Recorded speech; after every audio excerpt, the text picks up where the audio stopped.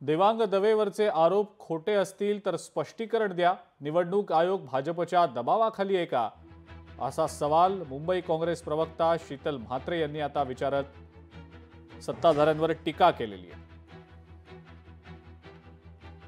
2019 जे इलेक्शन झालं विधानसभा महाराष्ट्रामध्ये, तेव्हा पण हा देवांग दवे जो कोणी व्यक्ती आहे तो काही यूथचा कोण बीजेपीचा आहे आणि 2019 मध्ये पण असं ऐकण्यात आलेलं आहे की त्यालाच दिलेलं जे इलेक्शन कमिशनरचं जे सोशल मीडिया हँडल आहे, वेबसाईट आहे, तो हा बीजेपीचा जो पदाधिकारी आहे, कार्यकर्ता आहे, त्याला हाताळायला दिलेलं। आज हा आरोप जर चुकीचा समजा असेल तर बीजेपीनी स्पष्टीकरण द्यावं, इलेक्शन कमिशनरने स्पष्टीकरण द्यावं। इलेक्शन कमिशनर असो की बीजेपी सत्ताधारी पक्ष असो, त्यांना लोकांचं मत, ऑपोजिशनचा ऑपोजिशनचं मत ऐकायचंच नाहीये की त्यांना भीती वाटते।